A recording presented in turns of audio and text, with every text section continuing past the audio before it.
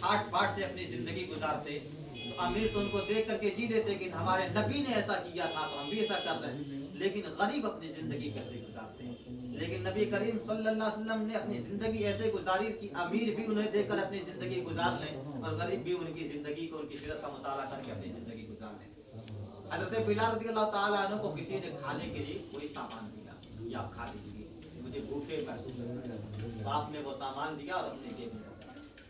तो उसने कहा कि मैंने आपको खाने के लिए दिया, आप जेब में क्यों रखा? कहा कि आज मैं 17 दिन से भूखा, 17 दिन से मतलब ऐसे कुछ खाया नहीं, पानी वगैरह मुमकिन है कि पिए हों, 17 दिन से मैं कुछ खाया नहीं, और जितने दिन से मैं कुछ नहीं खाया हूँ उतने ही दिन से मेरे आका सल्लल्लाहु अलैहि वसल्लम भी कुछ नहीं खाया। मैं रसूल पाक सल्लल्लाहु अलैहि वसल्लम की बारगाह में लेके जाऊंगा, कुछ हुजूर खा लेंगे, कुछ मैं खाऊंगा, भूख मिट जाएगी।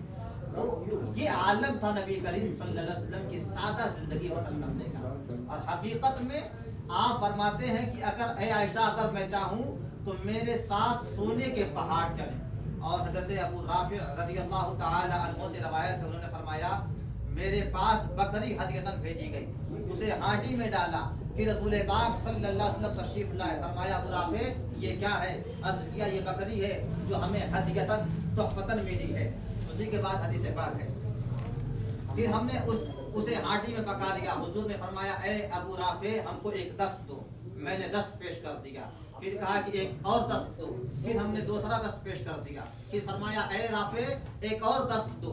तो हजरत राफे रज़ियल्लाहु ताला अन्हु अर्ज करते हैं या रसूलल्लाह सल्लल्लाहु अलैहि वसल्लम एक बकरी में दो ही तो दस्त होते हैं।